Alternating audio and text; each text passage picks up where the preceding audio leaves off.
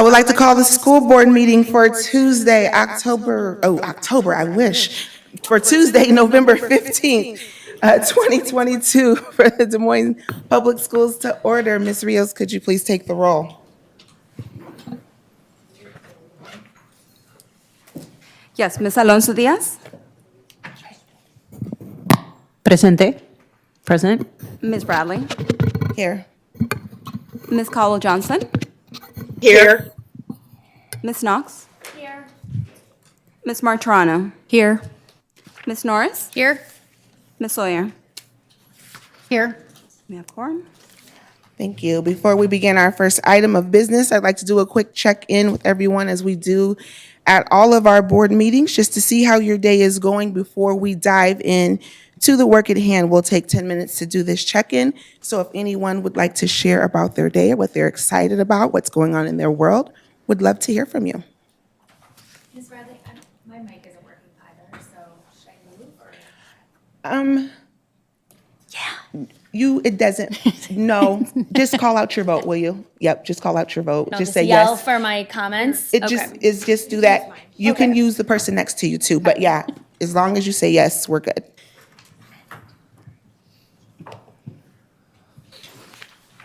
I'm willing to check in. Thank You bet. Actually, I'm feeling really good today. I don't know, it's had a great positive day and got to connect with a colleague and just spend some quality conversation in relationship. So it was a good day. Thank you.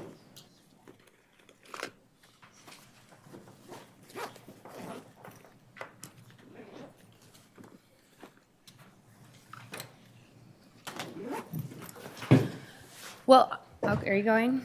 Are you sure? Okay. Okay, well, I'll go now that I have gotten myself situated. I am feeling excited with a few things that happened this week. I got to attend new employee orientation with Mr. Schott as well and share my why, which was interesting because I loved at new employee orientation.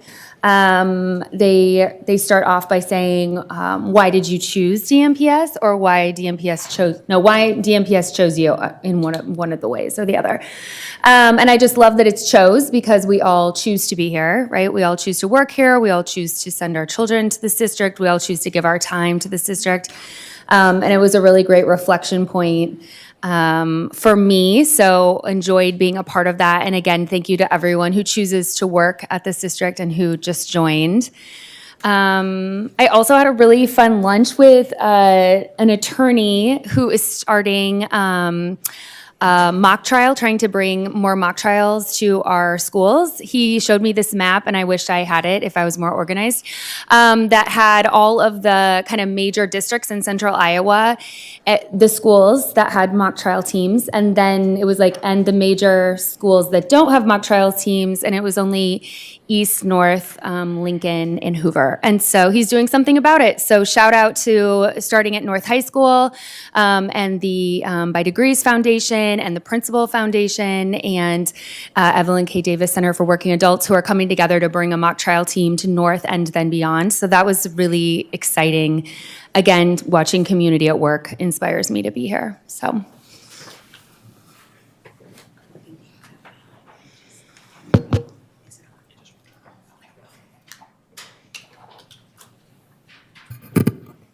Okay, hearing no one else, we'll just do a quick check-in myself. Love this time of year. The weather is beautiful out there, even though it's cold. I love snow. Love going out there and playing in the snow. That's kind of my peaceful moment. So definitely enjoying this time of year and grateful to be with you all this evening. So we're going to keep the party going. The first item of business is approval of the agenda. May I have a motion and a second to approve the agenda? Sawyer, so move. Martorano, second. We have a motion by Ms. Sawyer, a second by Ms. Martorano. Board members, please cast your votes or call them out. Yes. Caldwell Johnson, yes. The vote is approved, 7-0. Next on the agenda is the public forum. We provide speakers at the forum an opportunity to address the board for up to 3 minutes regarding items that are not on the board agenda. If anyone wishes to speak during this forum, please email rosa.rios@dmschools.org. Speakers will be called individually, and we ask that they please state their name and address prior to providing comments. Students and minors do not have to provide their addresses. Guests of the board are encouraged to speak to matters relating to the program, services, and operations of DMPS. Please remember that Iowa law prohibits us from discussing specific employees or their job performance. Please avoid references to personalities and character attacks, as those types of comments do not contribute to the purpose for which this public forum exists. Thank you for your support of our school district. We appreciate your input. As a reminder to the board and public, this public forum is not a time for board engagement and discussion, as it is our obligation to discuss only matters posted in the public agenda for the sake of transparency and opportunity afforded to all community stakeholders. Matters requiring attention will receive appropriate staff and/or board follow-up at a time after this meeting. Ms. Rios, do we have any speakers this evening? Yes, we do. First up, Brent Wooders. Could you please approach the podium?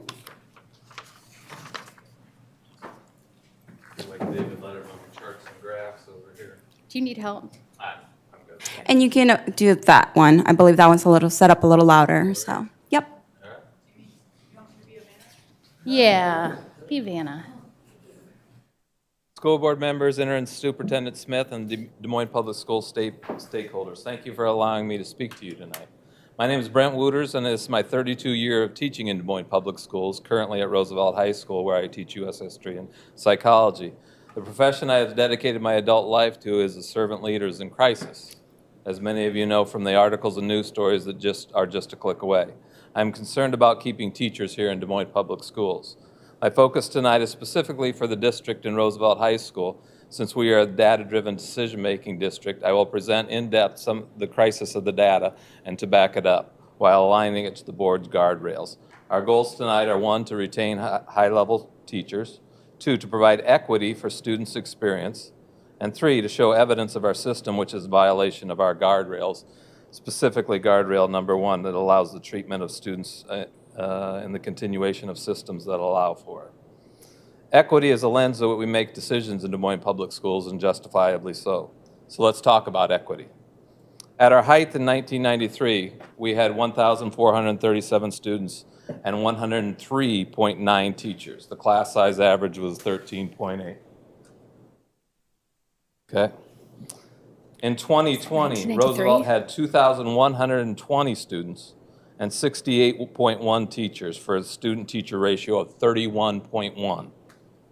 That is an increase of 805 students with 0 increase in teachers. This impacting student learning, no doubt. Last year, 2021, our class sizes at Roosevelt were 29.6. For comparison purposes, Johnson class sizes are 20.3, Southeast Polk 18.2, Valley 17.5, Waukee 17.5, Ankeny 16.4, and Urbandale 14.4. In other words, Roosevelt has more than twice as many students each period in compared to Urbandale.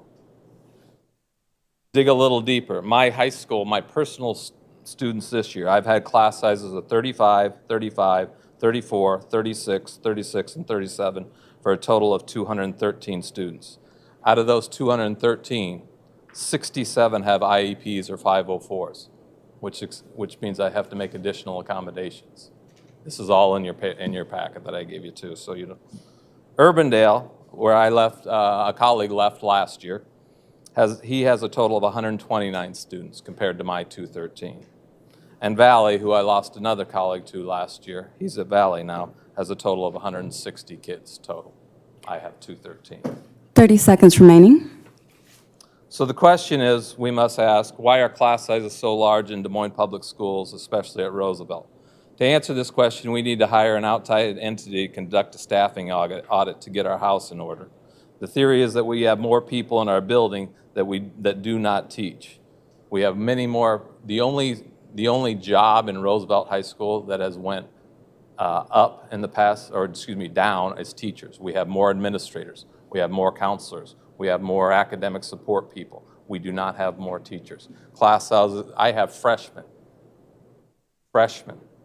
and my lowest class size is 35 in one period, my lowest. We are in desperate need of lower class sizes. If you want us to make a difference in the classroom, I've been here 32 years.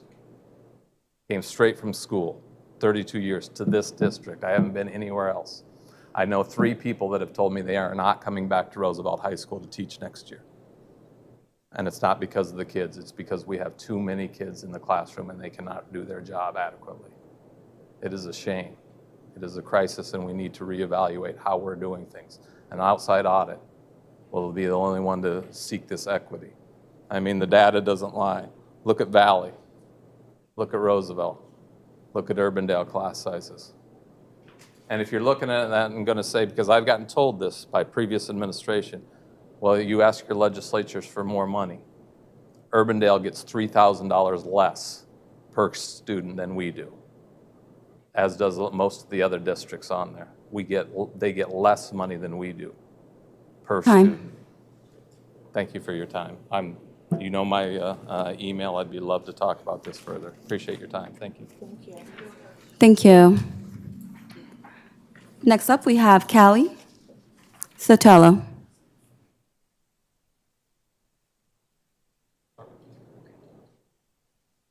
Hello, good evening. I am a Spanish teacher at Roosevelt High School. I just wanted to kind of include a personal touch to what Mr. Wooters has just mentioned. At the beginning of the year, I teach Spanish 1 and 2, and that is 14, 15, and 16-year-olds. At the beginning of the year, my class sizes were 39, 37, 38, 41, 42, and 40. Like Mr. Wooter said, this is not a funding issue, we believe. We believe we have the resources to solve this. I know that it's not a new problem, but it pains me to know that it is getting worse and not getting better, even though we do have the solutions here in our district.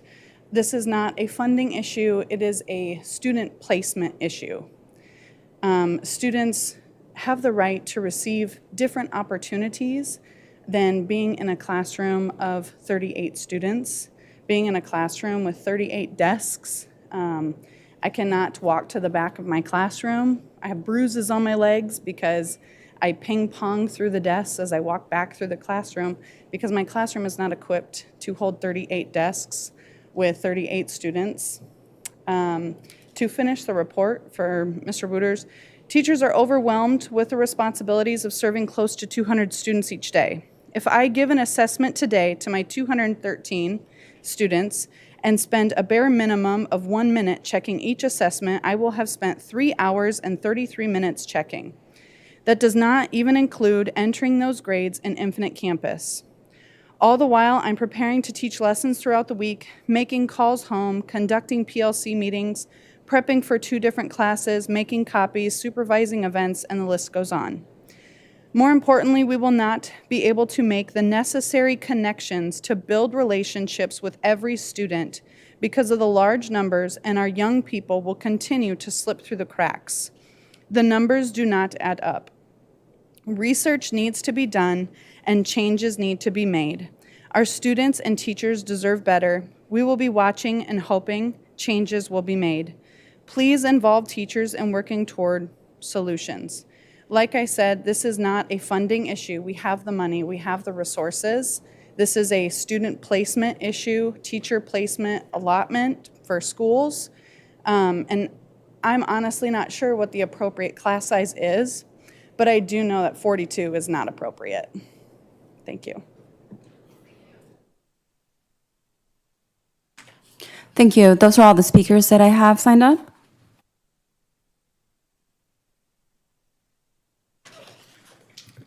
Thank you both for addressing the board this evening. Just as a reminder, matters requiring attention will receive appropriate staff and/or board follow-up at a time after this meeting. Next on the agenda are consent items. We allow any person the opportunity to speak to the board for up to 5 minutes following the presentation of an agenda item. If anyone wishes to speak to an agenda item, please email rosa.rios@dmschools.org. Remarks must be germane to the agenda, and we ask that you avoid reference to personality and character attacks, as those types of comments serve no productive purpose. We appreciate your input. As a reminder to the board and public, the board will not engage in discussion or deliberation with the speaker regarding comments made to agenda items. Discussion and deliberation will remain among board members at the board table with speakers' comments informing said discussion, deliberation, and determinations as deemed necessary. Ms. Rios, do we have any speakers this evening? No, we do not. Ms. Martirano, I believe you have the consent motion. There's been a little bit of a change. Ms. Sawyer's going to do the consent agenda, and I would like to pull, I'm sorry,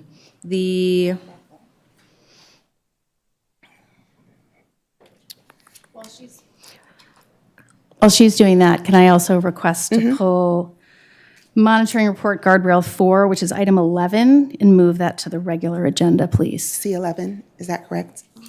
That's C11. C11, okay.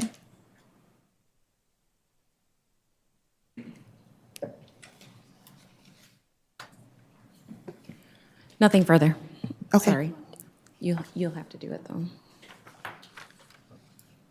I move that the board approve the consent items in accordance with the recommended action for each item on the consent agenda, including bills previously authorized, certified, and approved for payment by the board secretary in the amount of $5,706,421.54.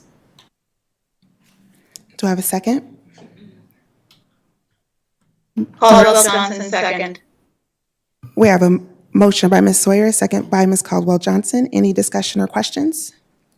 Board members, please cast your votes. Caldwell Johnson, yes. The consent items are approved, 6 with 1 abstaining. We will now go to item C11, which was pulled for discussion.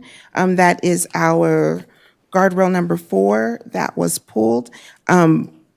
What I will do is give Interim Superintendent Smith an opportunity to speak a little bit to guardrail number 4, and then what I would like to do to make sure that we have an efficient conversation is do 2 rounds of questioning, starting with Ms. Sawyer and then just going around the table. If you don't have any questions, you can pass and maybe hear the questions that are asked during the first round.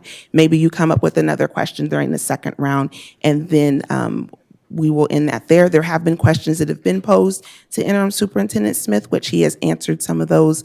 The board has those answers to those questions as well. Just a note that we do not normally pull guardrails for discussion, but it does warrant to be pulled when we are not on track. So that is why we were having this conversation this evening. Superintendent Matt Smith, I'll turn it over to you. Testing, is that working? Okay. Good evening, thank you. Yeah, so guardrail number 4, just for the public, states that superintendent shall not allow an environment for both students and staff that is unsafe and unwelcome. As a part of this newly developed guardrail, the team and I developed interim guardrails. There are 2 specific interim guardrails. The third one represents staff, but that's being developed this school year as a part of our Gallup and our Pulse data. So what you have in front of you are 2 specific interim guardrails that we took, that we utilized the Panorama Survey this fall, and we'll implement responses to this data over the course of the year for impact in the spring. And so the first interim guardrail is the percent of favorable responses from grades 6 through 12 students on the school safety measure of the Panorama Student Survey. This is the interim guardrail where we deemed to not be on track, where we scored at 48% of students responding favorably to that perception of safety. That was not on track with where we would like to see that. And so we've got opportunities to grow that over the course of this school year. The second interim guardrail represents the percent of favorable responses from grades 6 through 12 students on the sense of belonging measure of the Panorama Student Survey. This particular interim guardrail was deemed on track. We are on pace in the fall where we expected to be, and we've got a trajectory that would lead us towards improving those results even more so in the spring when this survey is taken yet again. So with that being said, I will answer any questions that I can. We will start with you, Ms. Sawyer. Thank you. Are we limited to, I mean, I'm not going to take a whole bunch of questions, but I kind of have some that will flow into each No, other. just go ahead and- Okay. yep. Yeah, so could you tell us, what was the response rate, and was it representative of the buildings across the district? Yes. The response rate was high, 85%. The response rate was 85%. So yes, it was absolutely representative. Okay. And did you find areas of the district where we did not probably have as many responses as we should have? No, we didn't. Or we're Our response hoping- rate 6 through 12 was representative at all schools. Okay. And so we had a great response rate across the district at all of our secondary schools. Okay. And one of the things that, part of, I would say a challenge, if you will, of these the interim guardrails are, this is perception. So this is student perception of how they're feeling. So something may have happened on that day, given whenever that survey was completed, that maybe they didn't have a sense of belonging, or that something happened that day, maybe they didn't feel safe. And so do we know, and I saw kind of in some of your questions that were asked previously, and we got in an email, that schools are digging into it, or buildings are digging into it, but any way of knowing what really can be the cause or correlation to those feelings of being unsafe, or feeling of safety and sense of belonging? Yeah, I think the question that you're asking is the question that schools are exploring with their school leadership teams, right? Because when you look at the sense of belonging data, we've met our goal, our target, our fall goal for that. And so we've got increases in sense of belonging, but we didn't see the increases that we wanted to see in student perception of safety. And so having those two data points juxtaposed to one another engages us in more questions, like why is that? And so that's where student leadership or school leadership teams are engaging students and staff in asking those questions, looking at student affinity groups. Why are you responding this way? What does that mean to you? And really sorting to disaggregate each individual question. Because I don't have it in front of me, but I could get it for you and send it to you. But the questions 6, 8 are a little different and nuanced than they are 9, 12. But we bring them together for these interim guardrails. And so that's where school leadership teams, again, and asking students and leaning into why are you answering the way you're answering, and what can we be doing more of to create that sense of that sense of safety that matches and correlates to that sense of belonging to. I think I mentioned in one of my responses that we've got a particular high school that saw significant increases in students' sense of safety and their perception of safety, but were flatlined when it came to sense of belonging. So it was just the opposite for them. And so they're asking that same question. And so that's where you're not going to see a common response across all schools, which is why it's important for those school leadership teams to actually have those conversations with students about this data, about why they're perceiving their school experience the way they are, talking about relationships with staff members and with other students, about what we can do to better support their needs in that regard. Okay. And so those schools are having those conversations, or the buildings are having the conversations right now with students. And is there an expectation that each building will lift up a plan, or they will put into place some action steps?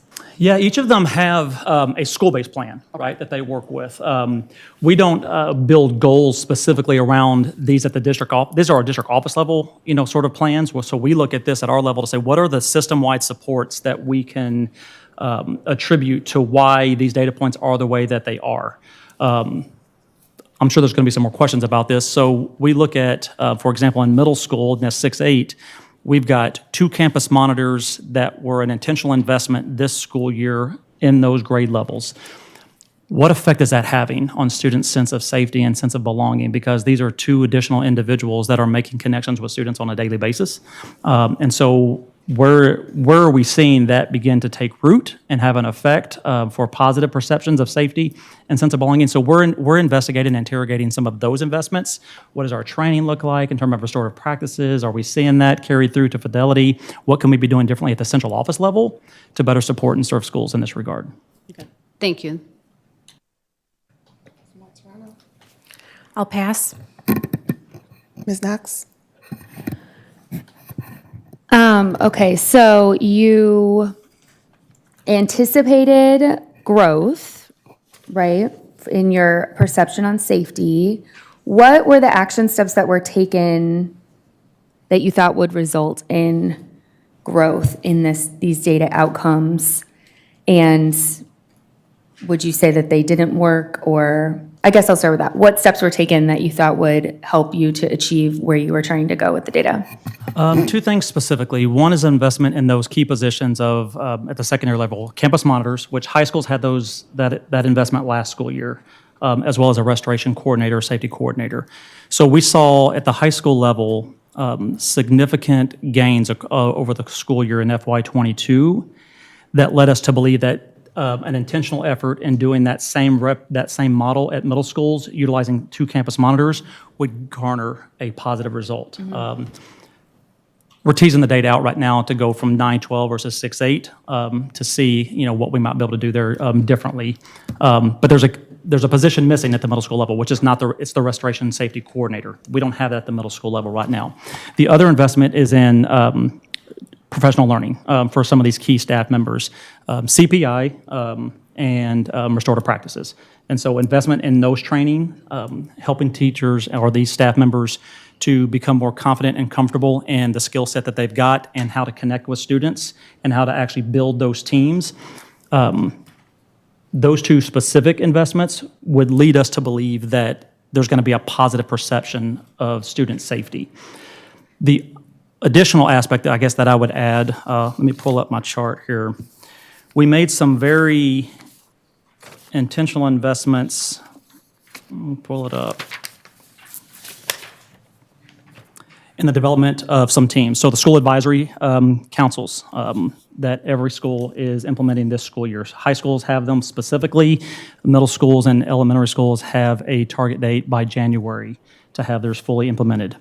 We've also invested in the addition of Go Guardian Beacon that helps students on their technology. It monitors their searches so that we know if students are struggling with mental health based on their searches and that we're able to intervene with them. So that investment in technology led us to believe that with knowledge of that being implemented across all of our schools, that there would be a greater sense of safety. So it's not just physical safety, right? It's emotional safety, it's mental safety, it's academic safety. So I guess that's kind of my question is, do you feel like you addressed both sense of belonging and safety as one lump and perhaps need to tease them out more and be more strategic? Because obviously you saw growth with sense of belonging and a lot of the things that you're saying, aside from the monitors at the middle school level, all that would make me feel like I have a sense of belonging, a voice at the table, I'm psychologically cared for. So I guess I'm just trying to understand if there were specific safety investments that were made that did not pan out because we saw a decrease actually in the data on that one from year prior. There's nothing that I would point to yet that would suggest that our investment in that specific, whether it's a professional learning strategy or a skill set or a position or a technology, that would lead me to say that that strategy hasn't yielded results. I think it's just too soon to tell because these are things that were implemented over the course of the last several months, and some of them are not even fully implemented yet. They're still being implemented. And so it could be that our communication about these things are not, at the central office level, are not taking effect. So there's just a little bit more time needed to interrogate each of these areas to find out what impact that has on a student's sense of safety in terms of their experience. Ms. Caldwell-Johnson?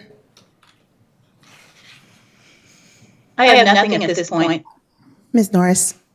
There's been a lot of listening sessions on safety. We've had them, and then there's another round coming up in December.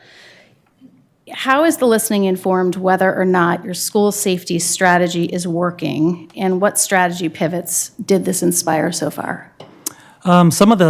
I'll go to the last part of the question first.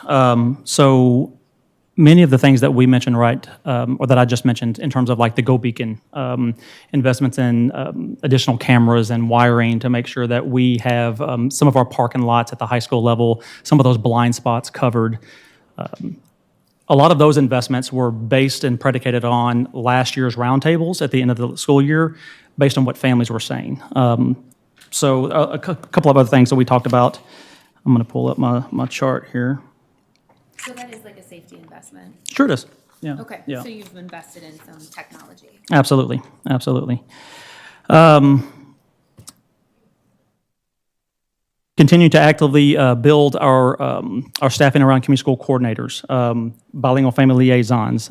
Those staffing positions also are a part of this as well, and making sure that we're able to connect with families and that we're able to communicate with families so that they have a sense of confidence and a deep understanding about what is and is not happening at school and how we actually need to come together at the table to make sure that we are doing the very best that we can to serve the needs of their child.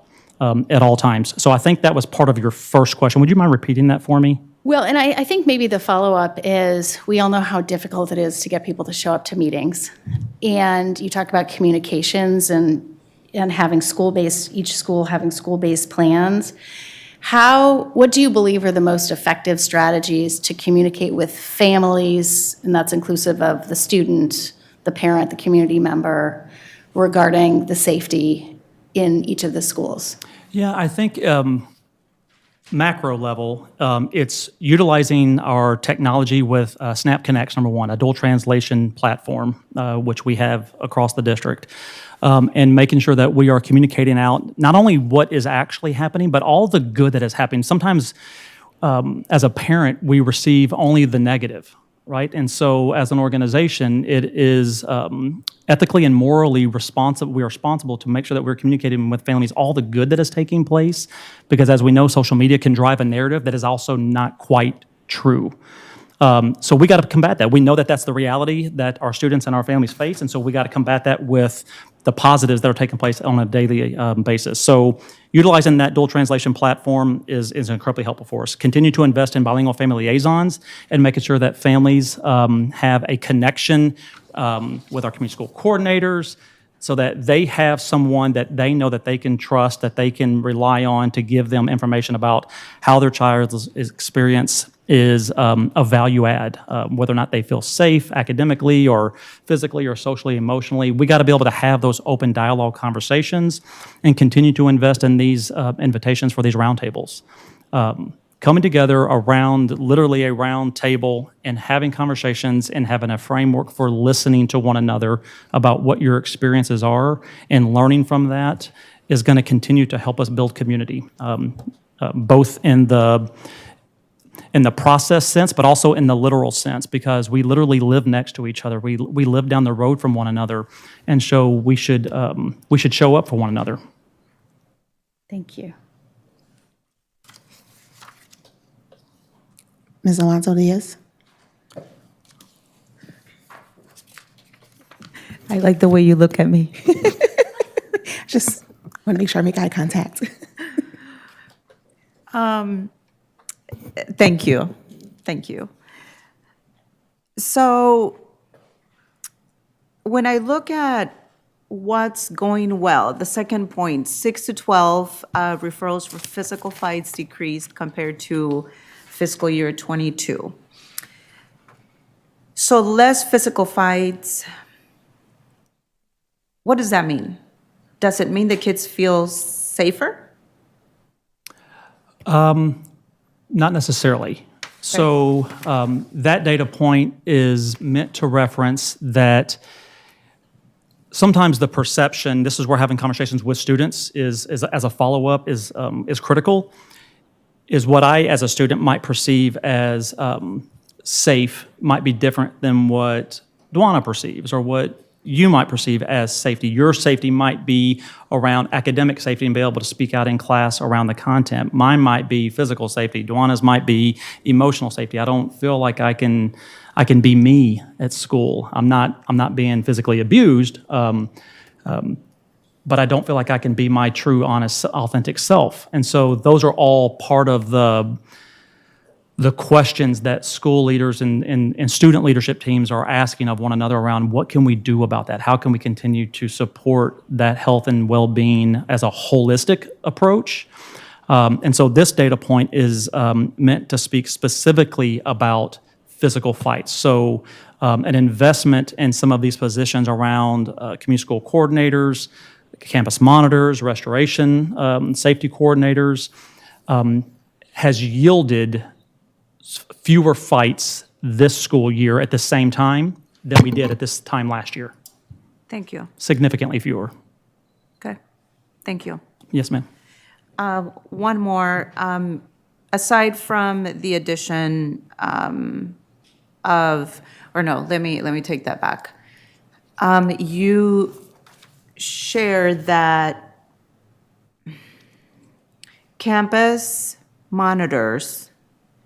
increasing campus monitors has helped. What are other supports that will be increased to enhance safety?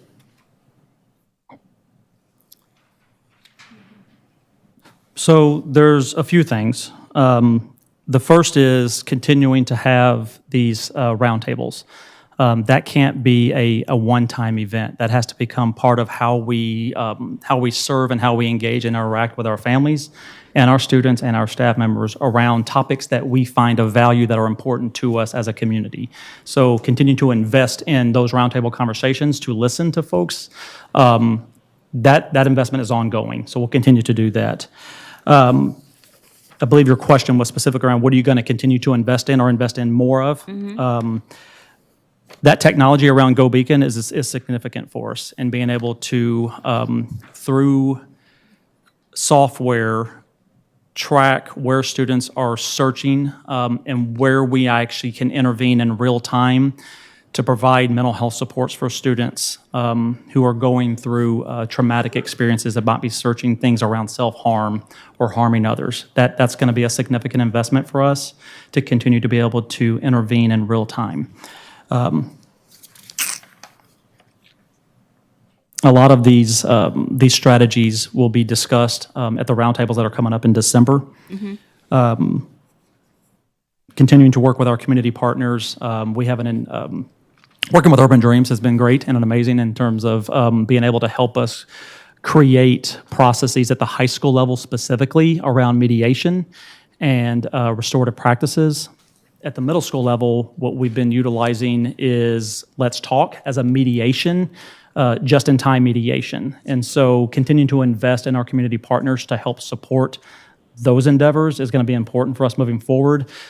We've got data at the high school level that says that our systems are a system of supports is improving experiences for students both in safety and in perception of safety and in sense of belonging. This is a collapsed 6-12 data, so if we begin to tease that data out, we're going to see some significant gains in perception data at the high school level.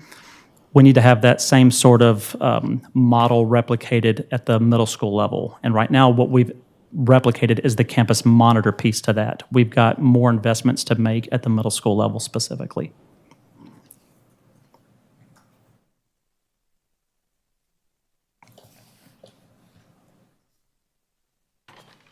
Ms. Sawyer? I will pass. I have no further questions. Thank you. Ms. Martorano? Pass. Ms. Knox?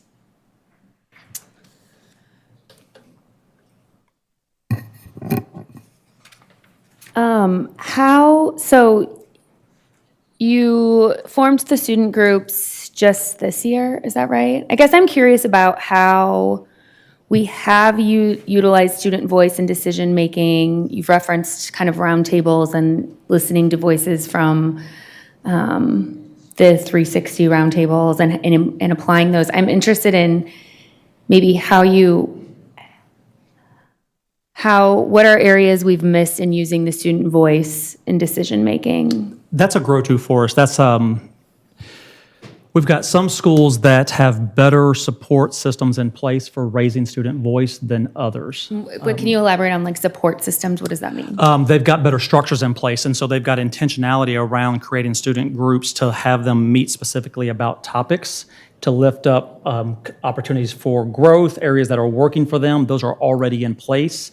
Other schools are putting them in place, but it's not something that that we've driven from our level at central office as a systemic approach. We've put in some systemic structures in terms of campus monitor positions and restoration coordinators, CAM reviews, things like that, and an expectation around developing school advisory councils. But we haven't been directive in telling schools to build a student leadership team to get voice. They've got some of those things in place already. Many of them are doing just a more effective job than others and are further down the road on that. That's an opportunity for us as an organization to learn from schools of where it's working really, really well, to see how we might scale that from school to school at all levels. So I guess a little more clarity around how you actually hear the voice. So there's I hear the structure is being put in place, but what is the channel for their feedback? How is it going to turn into action? Like, how is it going to be utilized to solve them feeling more safe in school? Well, I'm going to repeat your question. You tell me if I got it right. Thanks. Absolutely. How are we going to quantify or qualify the student voice in order to take action at a systemic level? Is that right? Okay. Around safety. Around yes. safety. That's a good question. Right now we don't have a mechanism or a tool to gather student voice at the district level. We have pathways, we have avenues, right? So can we communicate through students with Snap Connects? Yes, but it's not a collection tool of here's the topic, please give us your input and your voices. That's actually done at the building level, where those students have relationships with staff members and with one another, and they've got leadership teams built. I don't have an answer for that yet. It's an opportunity for us to collect organizational, comprehensive student voice data. Right now, we're pulling together data at individual schools for our aggregate, but it's not coming to a central repository. Okay, I guess I was just interested because it's like the top thing on what's not going well. So Right. I didn't know if there's a strategy for improving that. That's Not yet, but there will be. Okay. Ms. Caldwell-Johnson? Just maybe a follow-on to Jenna's question, which I think really is important, especially if our goal is to utilize student voice to inform changes to increase not only their sense of belonging, but their sense of safety. So I think what I heard you say, Matt, is that really the next steps and things that have been identified aren't necessarily informed by student voice at this point. They are really informed more by administrator recommendations or anecdotally what you believe to be the appropriate path to not only increase the sense of belonging, but the sense of safety. Is that correct? That's correct. And so listening to school leaders and school-based staff on what they're hearing from their student groups and what students are lifting up to them is currently informing our decision-making right now. So there's not that through line from the student perception straight to my office, for example. I'm engaging with directors and exec directors and principals and school leadership teams to hear what they're gleaning from their student voice structures and systems. Mm-hmm. Yeah, as I was just sort of listening to the discussion and really being much more intentionally focused on the next steps, it just really appeared that these are really our attempt to create either systems or processes that can allow us to create an environment that hopefully is responsive, but doesn't necessarily speak to exactly what students may either be thinking might be the solutions, or we have asked them to address as solutions. So I really echo the comment about not only improving the use of student voice, but also trying to find ways that we not only qualify those voices as ways that we invest in specific changes that might yield a different outcome with subsequent surveys. So to me, you can't sort of determine what somebody needs until you specifically ask them. And so getting to the point where we have a much stronger and more definitive and intentional way of engaging and then utilizing that information, to me, is a really important next step as we begin to sort of play things out. So not a question, more of a comment, but that's all that I have. Yeah, thanks, Terry. Ms. Norris? One is actually just a clarifying question, so I apologize, I just don't recall it. When we talked about this guardrail, I remember we had a conversation about staff, and I'm reading this. It says, DMPS does not currently measure safety in a welcoming environment for all staff. We will start doing this 2 times a year with a Gallup Pulse survey. So when does that start? Do we do that this year? We do. So we did give the Gallup survey that included the pulse questions, and then that would be baseline data, and then we'll utilize the spring when we give that pulse survey again to analyze where we are with that. So we'll see their perception Absolutely. in the spring. Yeah. Got it. The question that I want to ask, and I'm going to read this only because we had this email exchange and it's about definition, but you had mentioned the restorative practice, and I think it was a good clarification for me because you said it's a process and belief that humans are better when they are in community and are connected to one another. Wrongdoing will still occur, but it is far less likely when we are connected through a shared belief that everyone deserves dignity and respect. So when this is working and implemented successfully, how will it impact Guardrail 4A? It'll impact both, A specifically, because if students feel a sense of dignity and respect by all, not necessarily just from staff to student or student to staff, but to student, and they feel like they have avenues to express where they are unsettled, where they're not feeling completely safe. And again, whether that be in a specific situation with a particular peer or with a particular staff member, or maybe I'm not feeling safe in my virtual environment because I'm not academically achieving the way I want to achieve. When we have a restorative practice that allows students, engages students to be able to voice that, that's when we'll begin to see some major impact on that Guardrail 4A. Part of feeling safe is being vulnerable enough to say what's wrong and what's not working. And that safety comes in recognizing when the person you're speaking to is going to have no judgment, but is going to listen and listen with an intent for care and support, and to create an environment where you know that there's going to be a positive response for that vulnerability. Thank you. And I think the follow-up, and I'm trying to compare it to like our conversations about literacy goals or things like that, because a lot of it then is about adoption and fidelity. And how are we progressing in getting more of the adults in the school system, teachers, staff, to be trained and adopt these practices or live out these practices? Because it sounds like you need them. We do.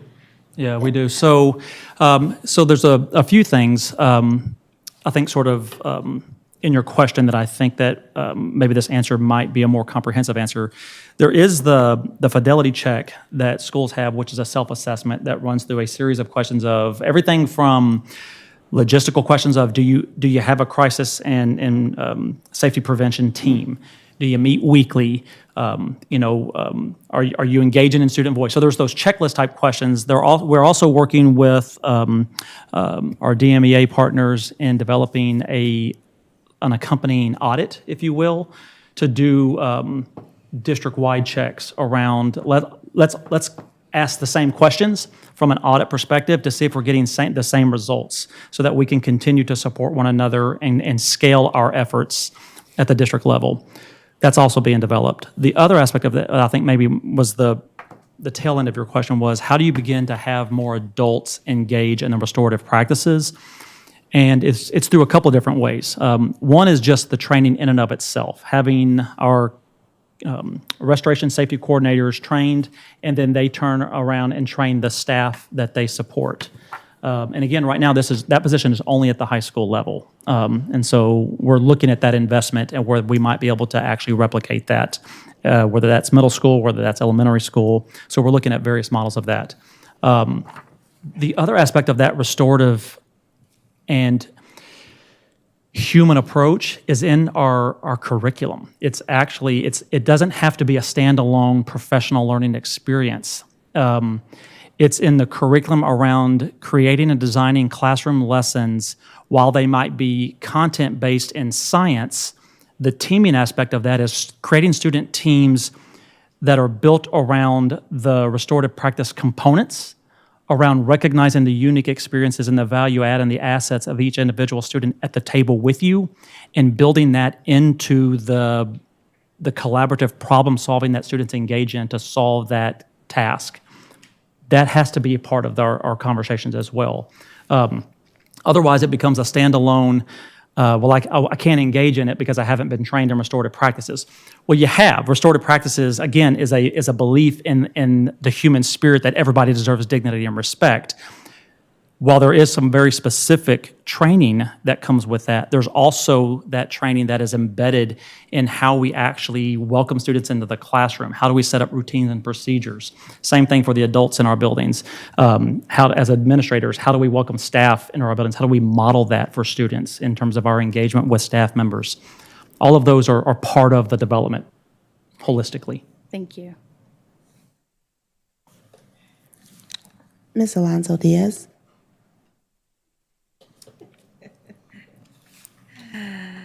Thank you. Aside from looking for more funding to support mental health changes, what else is part of the plan? And how can we at the table be helpful?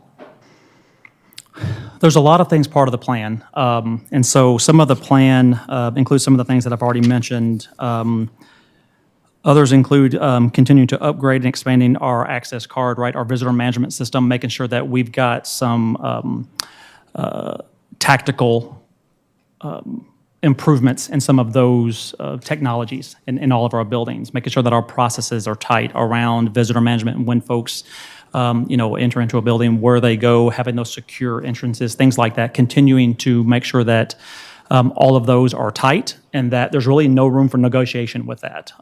Those are processes that have to be implemented, they have to be in place, and we've got to utilize those. That protects our children, it protects our staff. Regards to what can school boards do and what can this school board do, I think a lot of things. I think continuing to invite our community to come to the table. This doesn't happen without our community. This doesn't happen without us being welcoming as an organization and inviting community at all spaces, even when they're uncomfortable, to talk about when something's not working. We got to continue to have open hearts and open minds and open arms around what can we do better, what can we do more of. So continuing to be leaders in that regard and modeling that is helpful, and continuing to do that allows not only all of our 5,000 employees to see that, but it encourages us to follow suit. And so having that that standard at this table is a value add, and it has a ripple effect. Thank you. Thank you.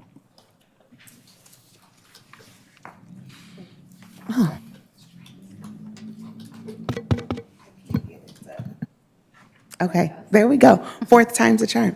Thank you to my board colleagues for your questions this evening. We are going to end those rounds of questioning. I would encourage you all, if you do have further questions for our interim superintendent, to please do so through email. May I have a motion and a second to accept item C11?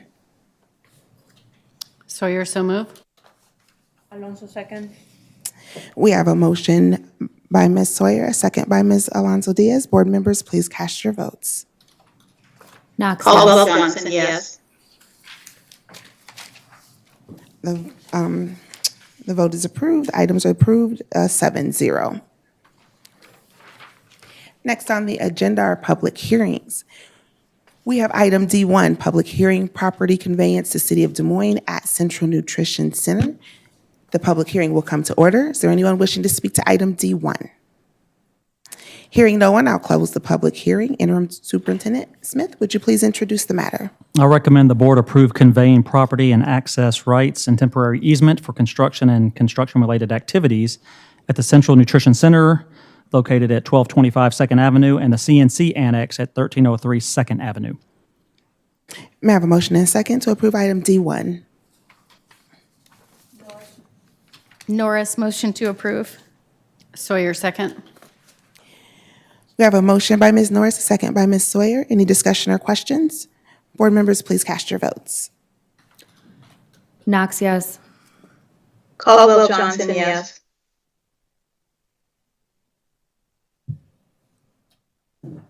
The vote is approved, 7-0. Next, we have item D2, public hearing for B8864 Kurtz Exterior Restoration and B8817 Roosevelt Natatorium Accessibility. The public hearing will come to order. Is there anyone wishing to speak to item D2? Hearing no one, I'll close the public hearing. Interim Superintendent Smith, would you please introduce the matter? I recommend the board review the proposed plans and specifications for exterior restoration at Kurtz Opportunity Center and natatorium accessibility upgrades at Roosevelt High School, hold a public hearing, and approve the plans. May I have a motion and a second to approve item D2? Norris, motion to approve. Alonso, second. Caldwell Johnson, second. We have a motion by Ms. Norris and a second by Ms. Alonso Diaz. Any discussion or questions? Board members, please cast your votes. Knox, yes. Caldwell Johnson, yes. The vote is approved, 7-0. Next, we have item D3, public hearing for BA879 Harding Library upgrades and classroom door replacement. This public hearing will come to order. Is there anyone wishing to speak to item D3? Hearing no one, I'll close the public hearing. Interim Superintendent Smith, will you please introduce the matter? I recommend the board review the proposed plans and specifications for library upgrades and classroom door replacement at Harding Middle School, hold a public hearing, and approve the plans. May I have a motion and a second to approve item D3? Norris, motion to approve. Martirano, second. We have a motion by Ms. Norris, a second by Ms. Martirano. Any discussion or questions? Board members, please cast your votes. Knox, yes. Caldwell Johnson, yes. The vote is approved, 7-0. Next on our agenda, we have information-only items. The first item is E1, fiscal year 24 calendar proposal, and the other one, second item is E2, legislative priority. I encourage you to look at those if you have not done so already. Next, we will go into our organizational meeting. We will start with our items of privilege. Are there any board members that have anything to say this evening? Yes, I would like to lift up to the community that we are in our superintendent search process, and we have community sessions to hear your voice.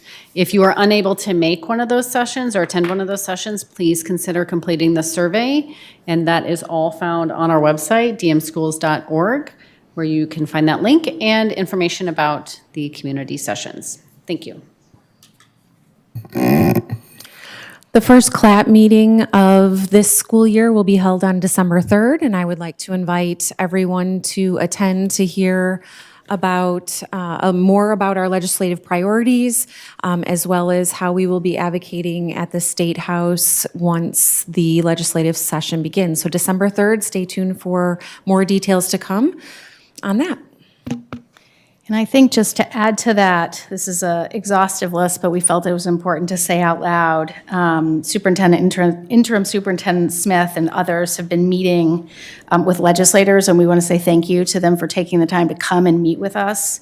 Senator Peterson, Representative Gaines, Representative Meyer, Senator Bolton, Senator Celsi, Representative Ingalls, Representative Stone, Senator Whitfer is tomorrow.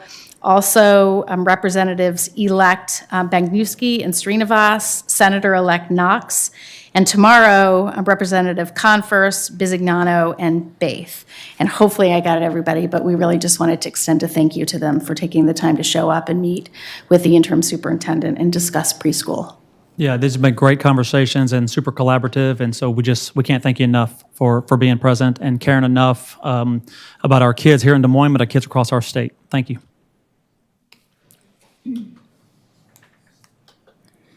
Anyone else? Yes. Yes. As a follow-up to Ms. Sawyer's invitation, a reminder that our community conversations are happening, I would like to say the following. Esta semana en el Centro Educativo de Conmigo estaremos teniendo una reunión y les queremos invitar a todos a que nos acompañen, a que nos ayuden a contratar al siguiente superintendente.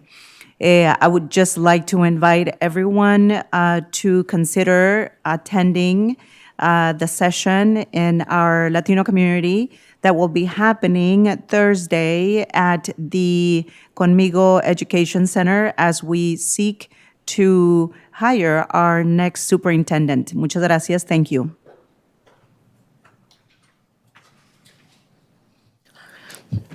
I would like to thank Dwana Bradley for her leadership over the last year as our chair. As this is her last meeting as chair, I believe I speak on behalf of our entire board that we appreciate the role that you have taken on and your leadership through lots of transition, and you have represented us well, and thank you. We have a little token of our gratitude that I'll bring up in a moment. Oh, my. Thank you. Before I receive that, I'd like to give our vice chair and myself any remarks she would like to make before we do adjourn this part of our meeting and go into our board elections. Ms. Caldwell-Johnson. Thank you, Chair Bradley, and thank you, board colleague Martirano, for stepping in and making those comments on behalf of the board, and thanking Dwana for her leadership over the course of the last couple of years. One thing that I always remember Dwana saying is she understood the assignment. And not only did she understand the assignment, on every level she executed that assignment. And we all want to not only thank you for all that you've done over the course of the last couple of years, including some fairly significant heavy lifting on behalf of the board and district, but also the spirit, intent, and passion with which you have executed your duties. Dwana, you've done it with grace and style, and I really just want to, again, on behalf of the board, say thank you for leaning in, not only understanding the assignment, but executing on all levels. So thank you very much. I'm sorry I'm not there in person to give you a hug and to personally thank you, but just know that job well done, my friend, job well done. I just want to say that I will give her that hug on your behalf. Thank you, Maria. And I will receive that hug too. I didn't prepare anything because I'll save it for another time. So I'll try my best to keep this very short and sweet. But I first want to thank Terry. I couldn't have had a better person to be by my side, to talk me through some things, talk me down from some things, and be there to be a great listening ear and support. And so I truly value our friendship and our relationship as board colleagues. But you have been great for me, and to you all, it has been an honor to serve. I remember this journey thanks to my daughter who graduated from Roosevelt, who encouraged me to do this. I told her absolutely not. I thought she was crazy, but I will tell you what, it was the best decision that I could have made. There's been a lot of hard moments. I started as vice chair in 2019 and then served as chair and for a couple years after that. So I've been in board leadership for quite some time, and it's definitely been rough, but I love those rough moments because it's created me in being a better leader. So I'd do it all over again if I knew this would be the end product, and so greatly appreciate it. And as always, I can't say anything without giving a shout out to our amazing staff of Des Moines Public Schools. You're absolutely amazing. I love everything about education, and so much so that a doctorate is just around the corner in education because I believe wholeheartedly in the educational system. I know it's challenging, I know it's frustrating at times, but you guys do such amazing work with our young people. And so in the midst of this time right now where we're all a little feeling uneasy and maybe not everyone's treating us the best or we don't feel like we're getting the best treatment, I just want to encourage you to keep, I beg, but I probably don't look good right now, but I really want to encourage you to keep at it. We so desperately need you. And you matter, and you're valued, and you're appreciated. So from one former teacher to you all, thank you for the work that you do. Thank you to this board for, at times, putting up with me. And I know we may not have always agreed, but the one thing we have in common is our students. We just have different ways of getting there, and we're going to get the work done. So I look forward to working with you all. Matt, I like you too. So I'm glad that you're by my side. I love Matt. Seriously, I could go on and on about Matt. I'll save it for another time. But appreciate Matt and the relationship that we have. He's been great. So with all of that, I thank you all. And it is now time to adjourn, sign a die. May I have a motion and a second to do so? Sawyer, so move. Martirano, second. We have a motion by Ms. Sawyer and a second by Ms. Martirano. Board members, please cast your votes. Knox, yes. Caldwell Johnson, yes. The vote is approved, 7-0. The meeting is adjourned. Sign a die. We will take a 2-minute break. Thank you.